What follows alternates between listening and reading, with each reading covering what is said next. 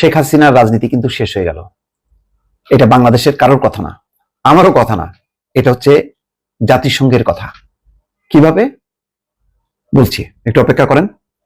আজকে একটা শিরোনাম বলি, ইতিমধ্যে আপনারা জেনেছেন, তারপরও বলি।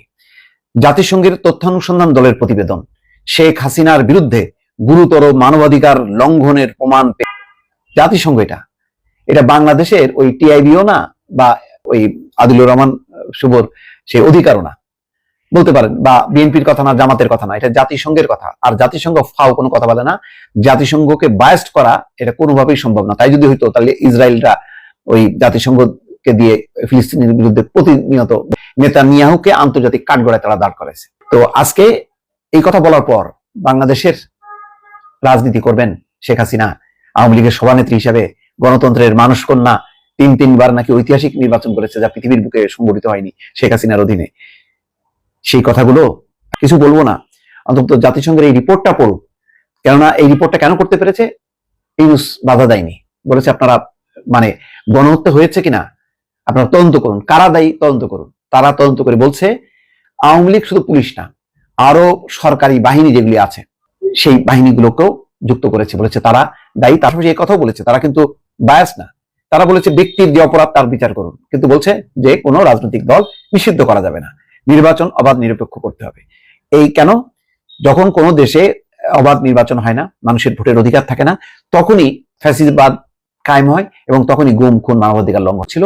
একটা মানবাধিকার লঙ্ঘন, গুম খুনের একটা দেশ এবং গণতন্ত্রহীন একটা দেশ, জাল জালিয়াতির নির্বাচনের একটা দেশ, এবং পুরো দায় শেখ হাসিনার বিরুদ্ধেই বর্তেছে। ফলে এই অবস্থার পর আওয়ামী লীগ সিদ্ধান্ত নিক, আমি জানি তারা যে পরিমাণ নির্লজ্জ, তারা কখনো এটা স্বীকার করবে না, কিন্তু তাদের যারা আশ্রয় প্রশ্রয় দিচ্ছে ভারত, অন্তত এই জাতিসংঘের এই রিপোর্টটা দেখুক, তারা বলুক যে এটা ভুল।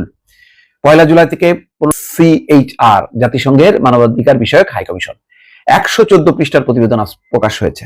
এখানে আওয়ামী লীগের শীর্ষ নেতৃত্বের বিরুদ্ধে গুরুতর মানবাধিকার লঙ্ঘনের প্রমাণ পেয়েছে জাতিসংঘের তথ্য অনুসন্ধান দল। স্বৈরাচারী সরকার, নিরাপত্তা বাহিনী, গোয়েন্দা সংস্থা এবং দল ও সহযোগী সংগঠনগুলোকে যুক্ত করে মাত্রাতিরিক্ত বল প্রয়োগ করেছে, বিচার বহির্ভূত হত্যা, নির্বিচার মারণাস্ত্র দিয়ে বাধা দেওয়ার মতো গুরুতর মানবাধিকার লঙ্ঘন করেছে সরকার। মূলত ক্ষমতা টিকে থাকতে আন্দোলনকারীদের উপর মাত্রাতিরিক্ত বল প্রয়োগের সরাসরি নির্দেশ দিয়েছিলেন তৎকালীন প্রধানমন্ত্রী শেখ হাসিনা এবং সাবেক। এখন জাতিসংঘের উচিত হবে এদেরকে একেবারে বাংলাদেশে আনা দরকার নেই, নিয়ে ওই যে নুরেমবার্গ ট্রায়ালে নিয়ে যাওয়া, সেখানে করুক, বিচার করুক তারা। বাংলাদেশে 2024 সালের 1 জুলাই থেকে 15 আগস্ট সংঘটিত ঘটনার প্রভাব বিশ্লেষণ করে জাতিসংঘের মানবাধিকার বিষয়ক হাই কমিশনের দপ্তরের তথ্য অনুসন্ধান প্রতিবেদনে এই চিত্র উঠে এসছে। 114 পৃষ্ঠার এই প্রতিবেদন ওই সময়ের নৃশংসতা ও মানবতা বিরোধী অপরাধের জন্য বিগত সরকার ও শাসক দল আওয়ামী লীগকে সরাসরি দায়ী করা হয়েছে। রাজনীতি করবে শেখ হাসিনা? করবে? এখনই উচিত তার দলটা ভেঙে দিয়ে নতুন করে নতুন নেতৃত্ব আচারো, নতুবা শেখ হাসিনার নেতৃত্বে এই বাংলাদেশের রাজনীতি করতে পারবে না শেখ হাসিনার নেতৃত্বে। জাতিসংঘের এই তথ্য অনুসন্ধান প্রতিবেদনটি আজ বুধবার জেনেভা থেকে আনুষ্ঠানিকভাবে প্রকাশ করা হয়েছে।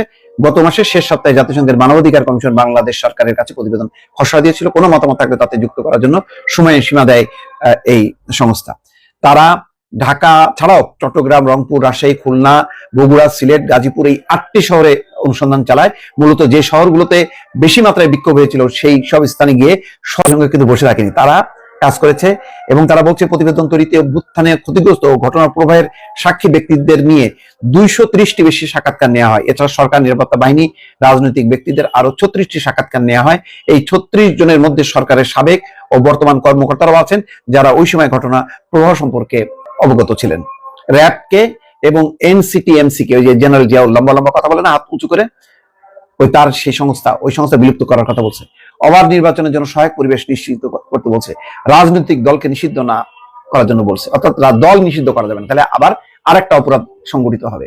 সুতরাং দল থাকে, সেই ব্যক্তিগুলির রাজনীতি নিষিদ্ধ করতে হবে। এটাই হচ্ছে জাতিসংঘের বক্তব্য। দর্শক, এখন বুঝে দেখেন শেখ হাসিনার রাজনীতি এখন থাকে